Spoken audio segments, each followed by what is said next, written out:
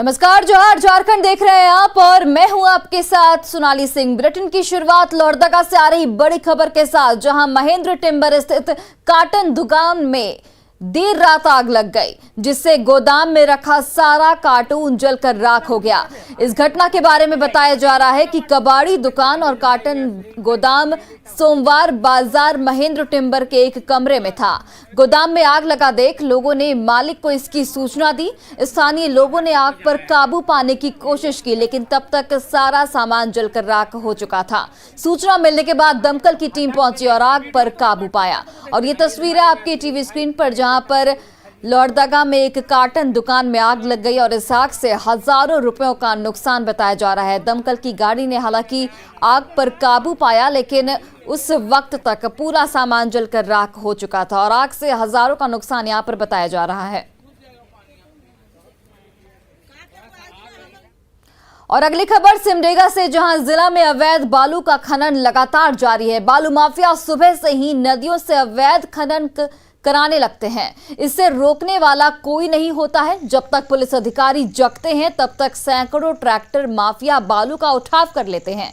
सुबह सुबह ही तांबड़ा पालामाड़ा नदी में बालू का उठाव करते हुए ट्रैक्टर न्यूज 18 के कैमरे में कैद हुए। और तस्वीरें आपके सामने सिमडेगा की ये खबर आपको बता रहे हैं, जहां पर तांबड़ा पालामाड़ा नदी में बालू का अवैध खनन धड़ल्ले से जारी है। और रोक के बावजूद भी देखिए किस तरीके से बालू का अवैध खनन हो रहा है। सुबह सुबह की ये तस्वीरें आपको दिखा रहे हैं, जहां पर बालू माफिया खुलेआम ट्रैक्टर से बालू का उठाव कर रहे हैं। और जिस वक्त की ये खबर है, जिस वक्त की ये घटना है, उस वक्त न्यूज 18 के कैमरे में ये पूरी तस्वीर कैद हो गई और तस्वीरें अभी आप सभी के सामने।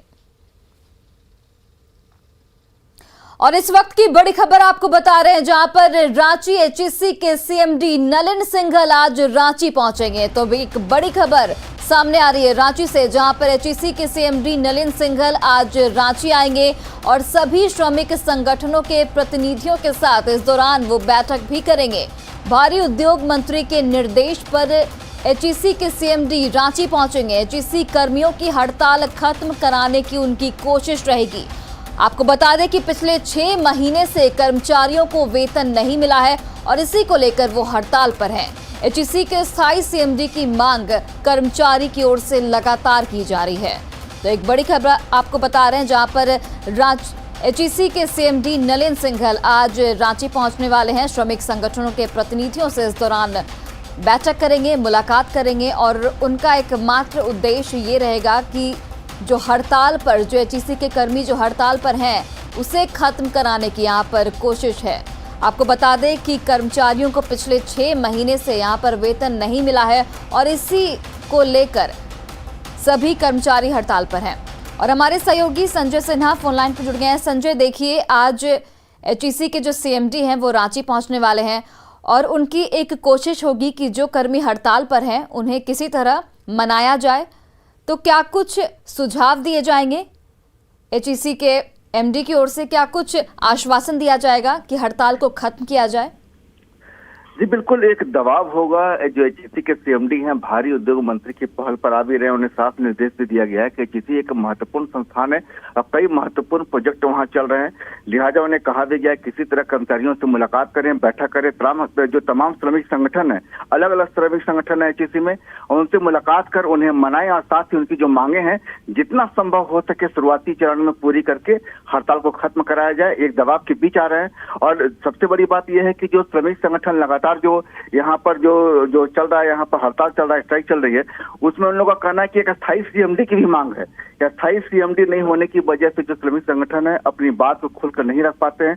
तमाम तरह की परेशानियां आती है। जो भी समय जो आपको यहाँ पर जो सीएमडी हैं वो प्रभार में है, प्रभार में रहने की वजह से हर बार सीएमडी बदल जाते हैं, एक नई परेशानी सामने आती है।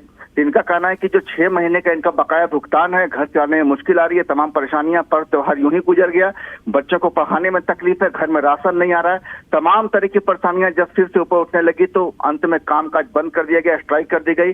मुख्यालय जो मेन गेट है एचईसी का, वहां पर धरना प्रदर्शन शुरू कर दिया गया, नारेबाजी होने लगी, क्योंकि इन लोगों को लगा कि जब तक खुलकर विरोध सामने नहीं आएगा, काम ठप नहीं किया जाएगा, तब तक हमारी मांगे नहीं सुनी जाएगी।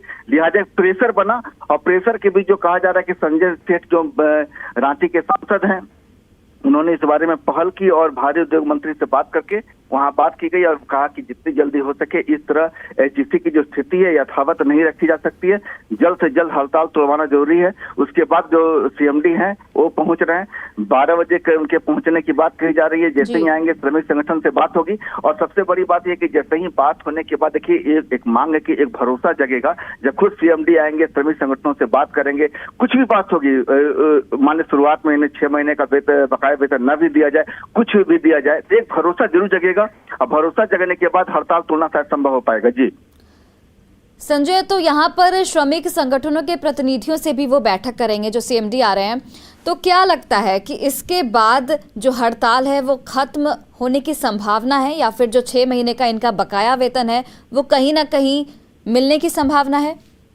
देखिए दोनों बातें हैं। जैसा मैंने आपसे पहले कहा कि सबसे बड़ी चीज है भरोसा। भरोसे में ही दोनों चीजों को आप जोड़ सकते हैं कि चाहे बकाया वेतन भुगतान हो, चाहे स्थायी सीएमडी की मांग हो, दोनों मांग कर रहे हैं कर्मचारी यहाँ पर।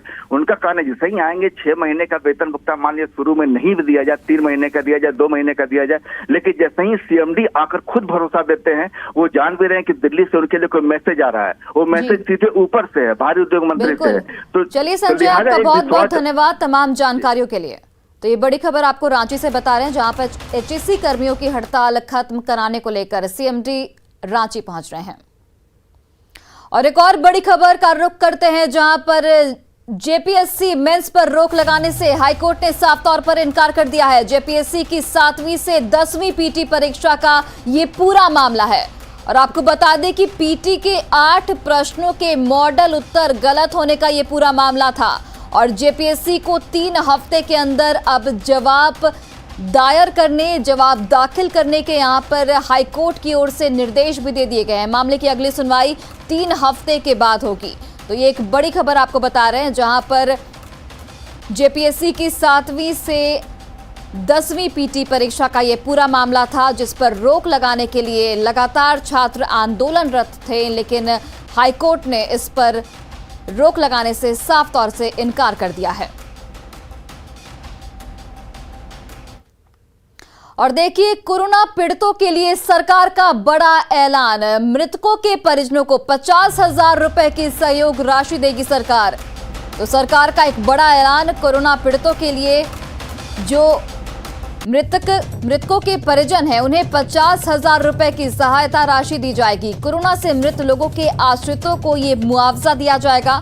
स्वास्थ्य मंत्री बन्ना गुप्ता ने इसकी आधिकारिक तौर पर जानकारी दी है। 25 करोड़ से ज्यादा की राशि का आवंटन किया गया है। आश्रितों के बैंक अकाउंट में सीधे ये पैसे ट्रांसफर किए जाएंगे और कुल 5,133 लोगों के आश्रितों को ये पैसे दिए जाएंगे। तो ये बड़ी खबर, सरकार का एक बड़ा फैसला।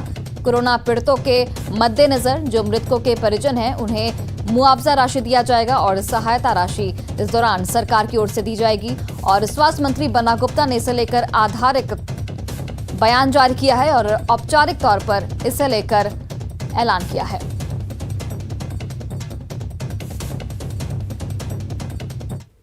सरकार है, स्वाभाविक तौर पे कोरोना काल में छोटे मंझले उद्योगपतियों का जो व्यापार करने वाले लोग हैं उनकी व्यापार छिन गई थी, लोगों का निवाला खत्म हो गया था।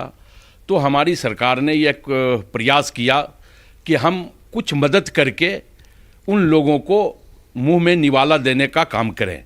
तो स्वाभाविक तौर पे हमें लगता है कि इसके लिए राज्य सरकार और हमारे आदरणीय मंत्री स्वास्थ्य मंत्री बन्ना गुप्ता जी बधाई के पात्र हैं। वही देखिए बोकारो में आयुष्मान भारत योजना में गड़बड़ी का एक मामला उजागर हुआ है जहां सदर अस्पताल में एक रजिस्ट्रेशन नंबर का उपयोग 2 मरीजों के लिए किया गया, जिस वजह से सरकारी अस्पताल में आने वाले मरीजों को निजी अस्पताल में रेफर कर दिया गया। बोकारो सदर अस्पताल में इलाज कराने आए मरीजों का इलाज वहां न करके निजी अस्पताल ग्लोबल हॉस्पिटल रेफर किया गया। इलाज के बाद जब आयुष्मान में बीमा राशि का दावा किया गया तो जाकर डॉक्टर ने कहा कि उनके फर्जी हस्ताक्षर का उपयोग हुआ है। सदर अस्पताल में पंजीयन पर्ची पर एक ही पंजीयन नंबर का उपयोग 2 मरीजों के लिए किया गया, जिनके इलाज में 1 महीने का अंतर है। डॉक्टर अनामिका सिन्हा ने उपाधीक्षक से इसकी शिकायत की है। उन्होंने 4 मरीजों का पूरा ब्यौरा दिया है। इसमें उन्होंने कहा कि रेफर करने के साथ आयुष्मान से बीमा राशि का दावा करना गलत होगा, क्योंकि उनके हस्ताक्षर को गलत तरीके से प्रस्तुत किया गया है और ये हस्ताक्षर भी फर्जी हैं। सिविल सर्जन ने मामले की जांच का आदेश फिलहाल दे दिया है।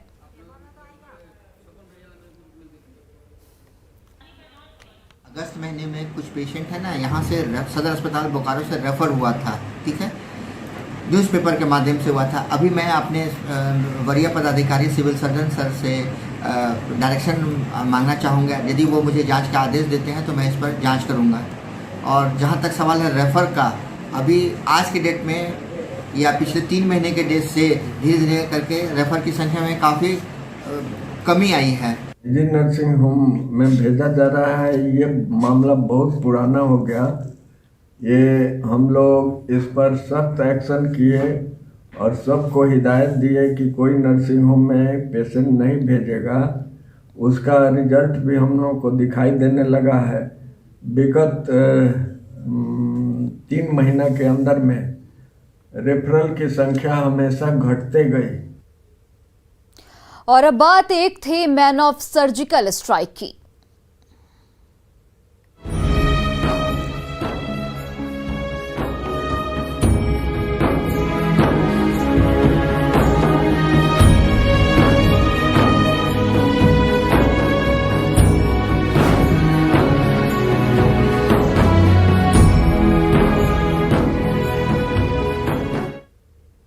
तो आपको सीधे तस्वीरें दिखाते हैं जहां पर सीडीएस बिपिन रावत और उनकी पत्नी को श्रद्धांजलि दी जा रही है। तस्वीरें आप सभी के सामने।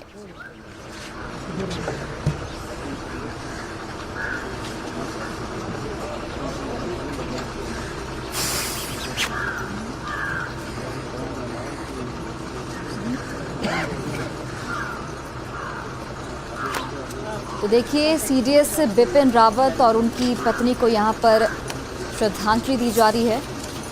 पूरे सम्मान के साथ यहाँ पर उन्हें श्रद्धांजलि दी जा रही है। और आपको बता दें कि कल तमिलनाडु में जो हेलीकॉप्टर क्रैश का जो हादसा था, उसमें 14 लोगों में से 13 लोगों की जान चली गई, जिसमें सीडीएस बिपिन रावत और उनकी पत्नी भी शामिल थे। आपको बता दें कि तमिलनाडु के कुन्नूर में ये हादसा हुआ, जहाँ पर सीडीएस का हेलीकॉप्टर क्रैश हुआ और सेना के MI-17 हेलीकॉप्टर वो था, और जहां पर 14 लोग जिस हेलीकॉप्टर में सवार थे, जिसमें से 13 लोगों की मौत हो गई और उसमें सीडीएस बिपिन रावत भी और उनकी पत्नी भी शामिल थे।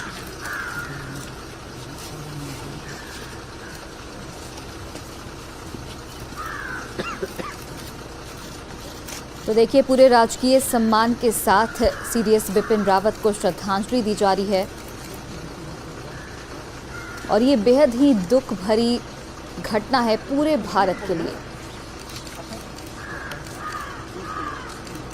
आपको बता दें कि आज संसद में रक्षा मंत्री राजनाथ सिंह इस पर आधिकारिक तौर पर बयान जारी करेंगे। इस पूरे हादसे को लेकर 11:30 बजे का वक्त दिया गया है, जब रक्षा मंत्री राजनाथ सिंह इस पर बयान जारी करेंगे।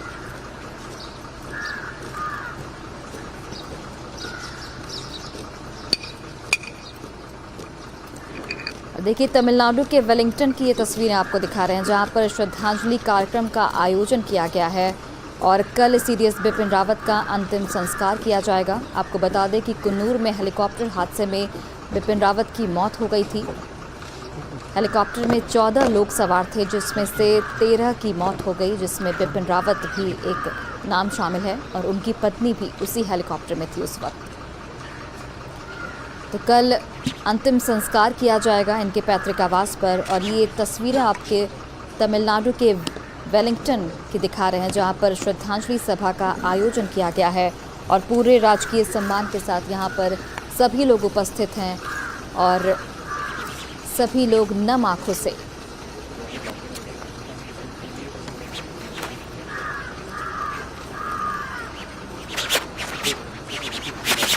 तो ये तमिलनाडु के वेलिंगटन से सीधी लाइव तस्वीरें आपको दिखा रहे हैं, जहां पर सीडीएस बिपिन रावत को श्रद्धांजलि दी जा रही है। साथ में उनकी पत्नी का भी पार्थिव शरीर यहां पर मौजूद है और सभी नम आंखों से इन्हें श्रद्धांजलि सुमन अर्पित कर रहे हैं। आपको बता दें कि कल हेलीकॉप्टर हादसे में सीडीएस बिपिन रावत और उनकी पत्नी की मौत हो गई थी और शहीद सीडीएस बिपिन रावत को आखिरी सलामी दी जा रही है। यहाँ पर राजकीय सम्मान के साथ उन्हें श्रद्धांजलि दी जा रही है। तमिलनाडु से ये सीधी तस्वीरें आपको दिखा रहे हैं, जहां पर वेलिंगटन में सीडीएस बिपिन रावत को श्रद्धांजलि दी जा रही है। आपको बता दें कि MI-17 वो विमान था जो दुर्घटनाग्रस्त हुआ। तमिलनाडु के कुन्नूर में यह हादसा हुआ, जिसके बाद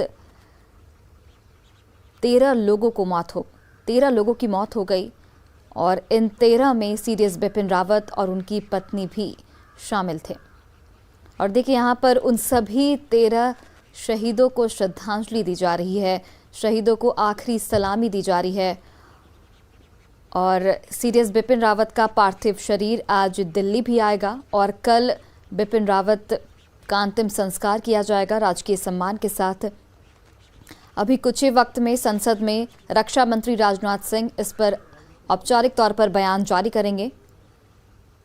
लोकसभा और राज्यसभा दोनों सदनों में यहां पर श्रद्धांजलि अर्पित की जाएगी सीडीएस बिपिन रावत को। और आपको देखिए हम ये भी दिखा रहे हैं कि बिपिन रावत का जीवन का सफर किस तरीके का रहा। 1 जनवरी 2017 को बिपिन रावत थल सेना के प्रमुख बने थे और 1 जनवरी 2020 को रावत सीडीएस अधिकारी भी बने। और कल तमाम जो नेता हैं, प्रधानमंत्री से लेकर जो विपक्ष के भी तमाम नेता हैं, सभी ने इस पूरी घटना पर दुख व्यक्त किया और सीडीएस बिपिन रावत की श्रद्धांजलि अर्पित की। तो ये तमिलनाडु के वेलिंगटन से सीधी तस्वीरें आपको दिखा रहे हैं, जहां पर सभी 13 शहीदों को यहां पर आखिरी सलामी दी जा रही है, श्रद्धांजलि अर्पित किया जा रहा है। सीडीएस बिपिन रावत का पार्थिव शरीर आज दिल्ली लाया जाएगा और कल बिपिन रावत का अंतिम संस्कार होगा।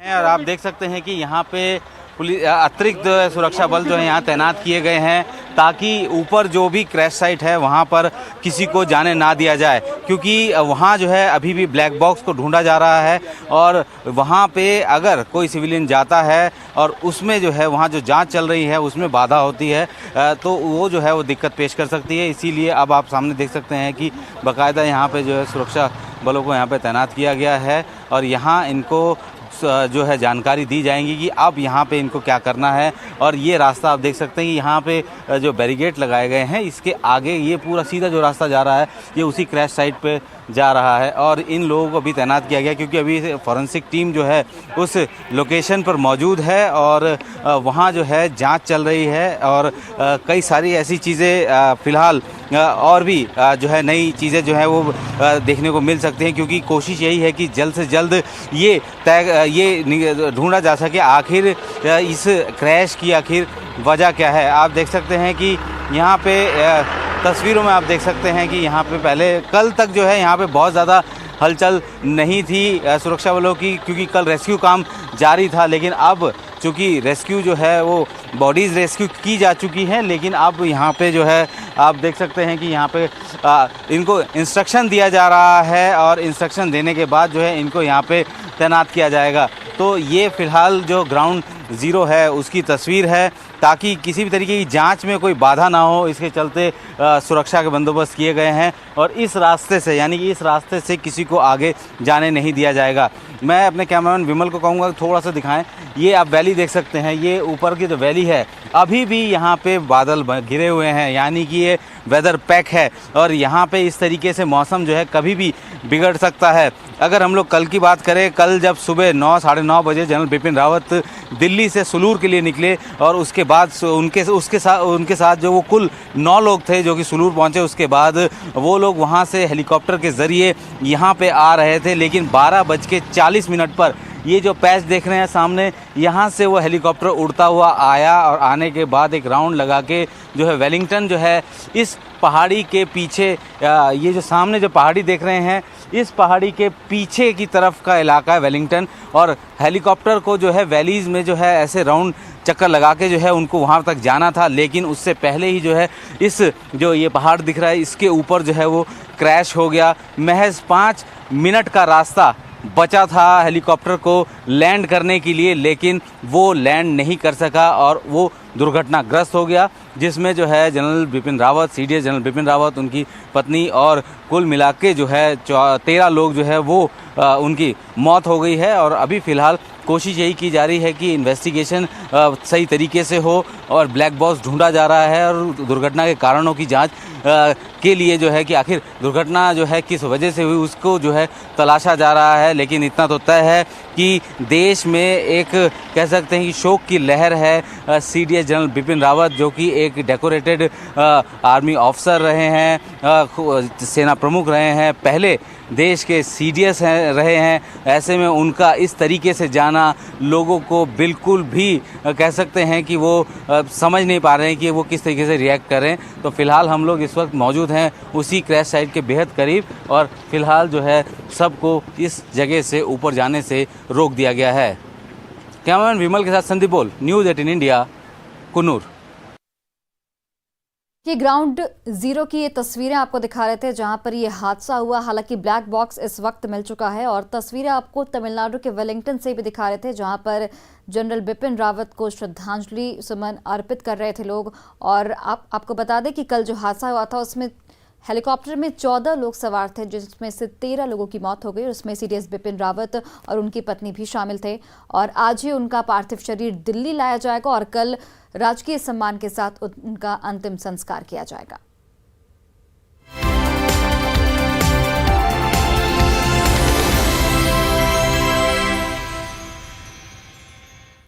न्यूज़ 18 की मुहिम साफ सफाई जरूरी है भाई। इस कड़ी में आज हम बात करेंगे लौह नगरी जमशेदपुर की। हमारे क्लीन रिपोर्टर प्रभंजन बताएंगे कि आखिर शहर में गंदगी और सफाई का क्या हाल है। वैसे शहर के बीचों बीच स्थित मानगो इलाके में लोग स्वच्छता को लेकर काफी जागरूक नजर आए। देखिए इस रिपोर्ट को।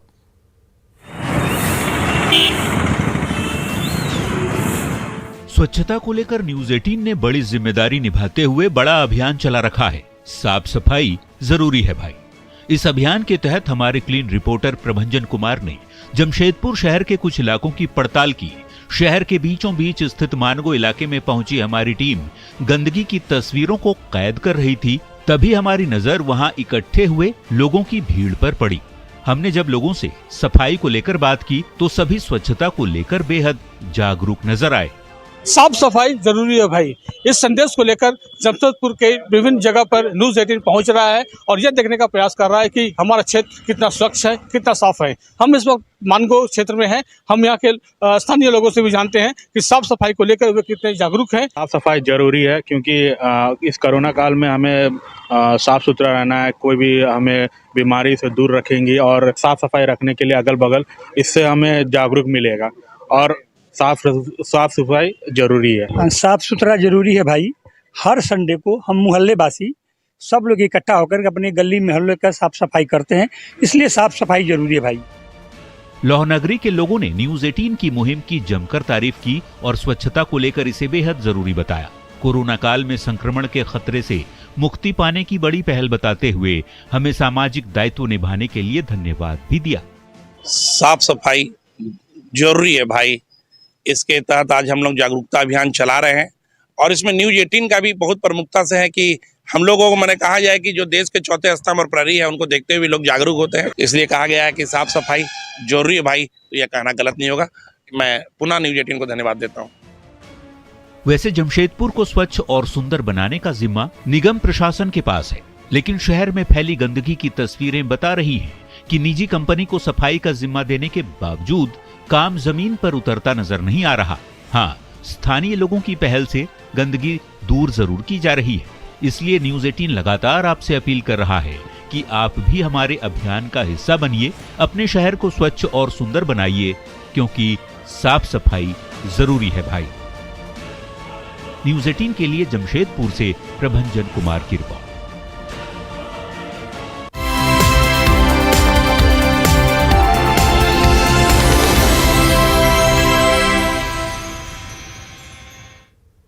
और फिलहाल इस बुलेटिन में बस इतना ही। आप देखते रहिए न्यूज 18 बिहार झारखंड।